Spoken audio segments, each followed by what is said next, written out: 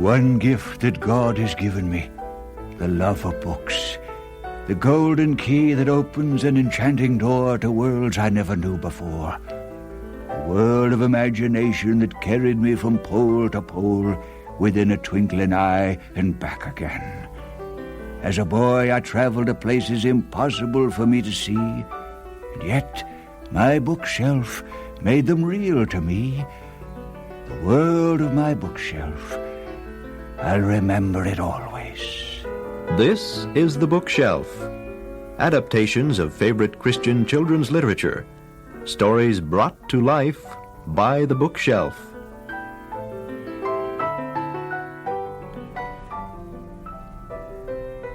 The radio stations of the Moody Bible Institute bring you the final in a 15-chapter series of The Prairie Princess, created by Margaret Epp and freely adapted for radio by Phyllis Fox. The Prairie Princess is the story of the intense joys, disappointments, and personal spiritual growth of the lives of the Scott family, as told by the younger girl, Sarah Naomi Scott, the Prairie Princess.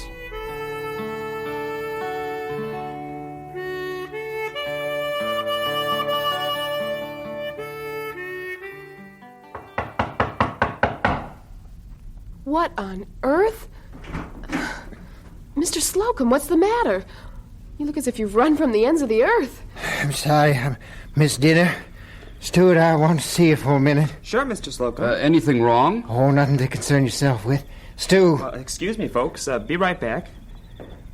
What is it, Mr. Slocum? Has something happened to Keith? Read this. Sorry, pal. I find I can't face it after all. Just born with a yellow streak, I guess. Thanks, anyway. It was a good try. And give my love. No, I guess we better skip that. Keith? He's gone, Stu. And this time I don't know where. I don't understand. I know seeing Sarah must have bothered him. That's why I wanted to get to him as soon as I could. He was gone, and there was that note inside the cabin. Well, what are you going to do now? Tell my dad, and we'll leave it in the Lord's hands. Well, I don't know whose hands you're leaving it in, but I don't want to stick around when your dad finds out. You got to, Mr. Slocum. You're the only one who knew where Keith was when he left, and whether you know it or not, you might have some ideas as to where he might head for next. You don't have to. But, Mr. Slocum, you've known us for a long time, and you and Dad, well, you've worked together. Well, sure, if the old man gets mad, he gets mad. Got it right, he's human. And I'm a whole lot more responsible than I sometimes want to admit.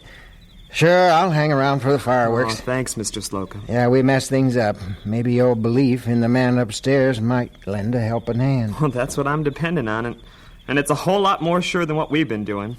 Let's go tell Dad.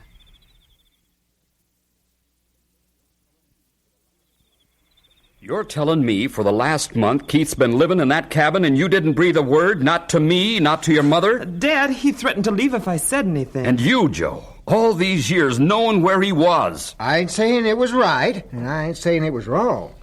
Dad, you know as well as I do that when you and Sheila first got religion, and maybe up until like 9 years ago, you went overboard.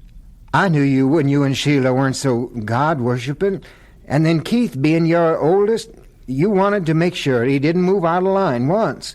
Well, I felt sorry for him. God's fine, but not when it makes your own son hate you. Hate me? That's right. Look, I don't want to talk about this. No, Joe. He hated me. I mean, I know he spent a lot of time with you.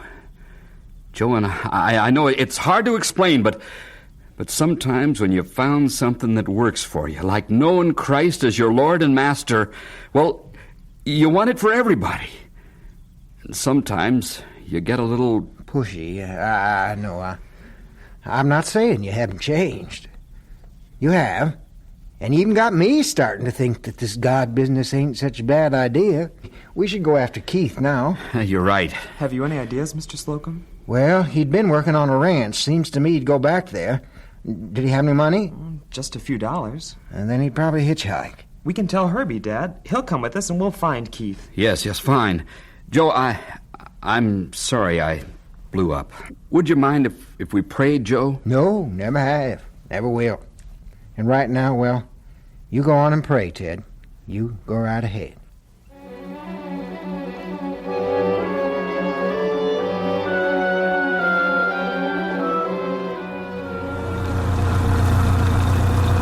This is the only road he could possibly find a ride. Sure, but I don't think he could get one right away. And if he did, he'd be a trucker, and they'd be stopping at the cafe down the road.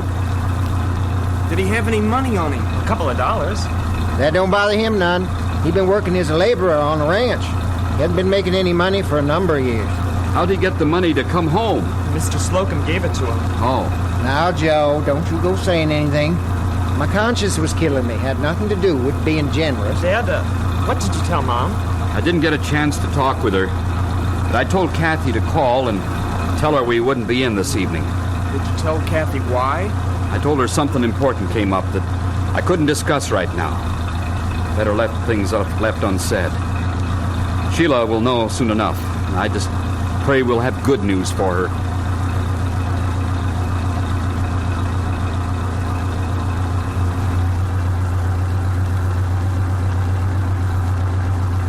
Well, there's the cafe, and there's the bar. Where would he be? The bar. Knowing him, he'd need something to stiffen up his insides after today.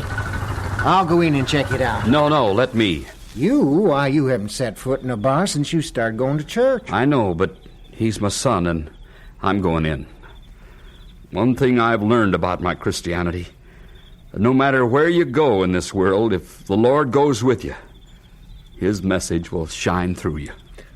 Well, get on in there, Ted Scott. Don't waste your sermons on me. I'm beginning to understand. Wait out here. I'll go see if he's inside. We're going to be praying out here, Dad. Thanks, son.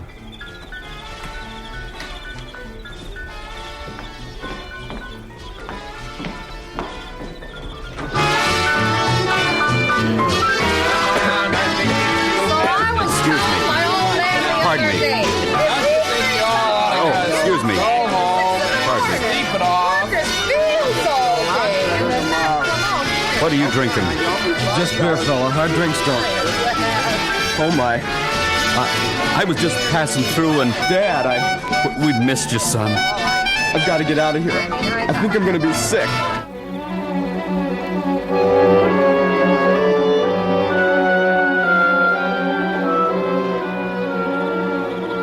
I only got one handkerchief.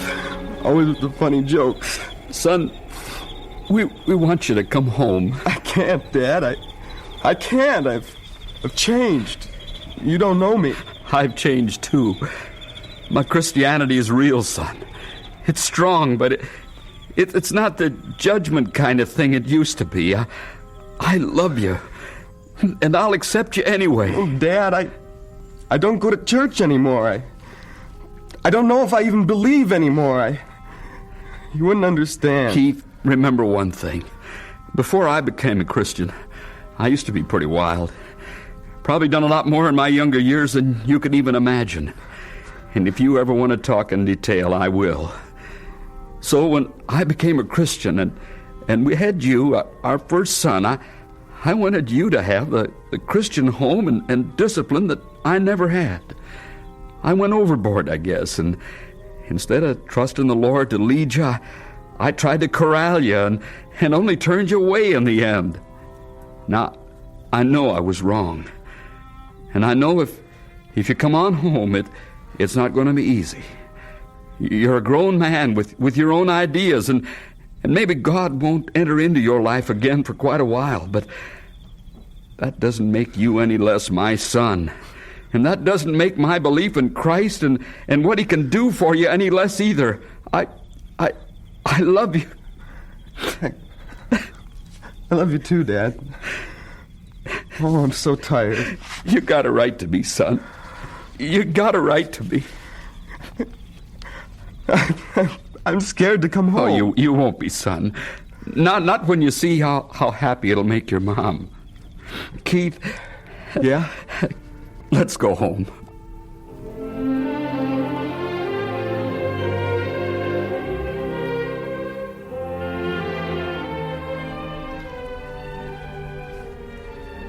I'm back home at last.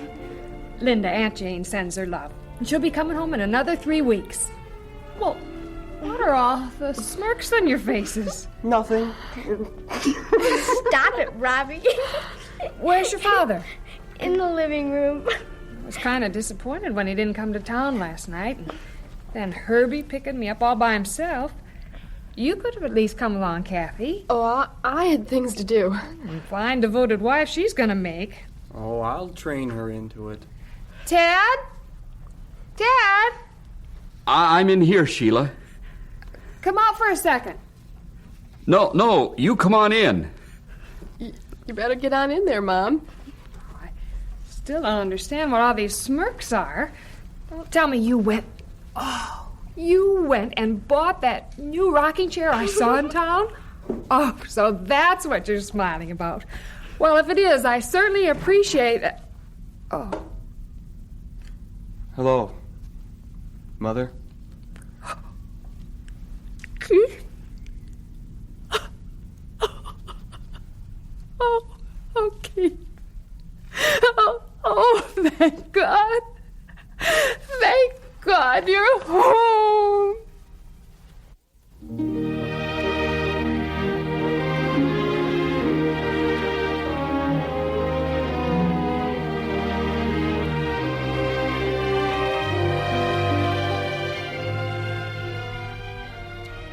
If I could paint a picture, or if I could paint a picture of the look on my mother's face, the tears of crystal, and the smile of a prayer answered. And Keith, oh, he was pale and thin because of the life he'd been leading, but peaceful. And I had this funny feeling right in the pit of my stomach that he was gonna come out right with God, too. If I could paint a picture of our family, soft and warm and complete. We were together, and the future, oh, the future was so bright because Christ was the center. How beautiful that day was, and the beautiful days after. The pictures I could paint, the colors coming from the Lord, the chief artist of all creation and all my life.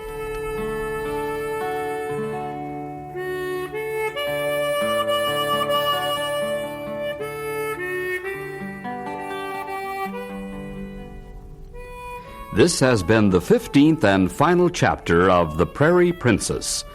The Prairie Princess was freely adapted for radio by Phyllis Fox from the book The Prairie Princess, The Princess and the Pelican, and The Princess Rides a Panther by Margaret Epp.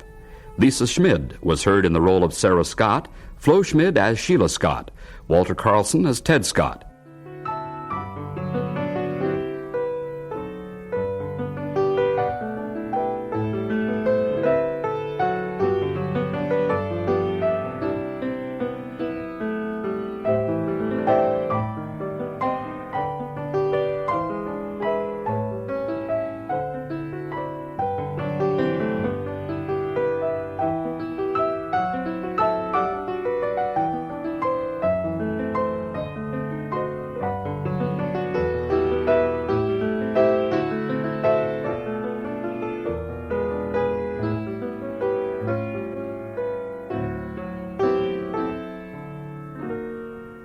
You've been listening to another dramatic adaptation of Christian children's literature, brought to life by the Bookshelf.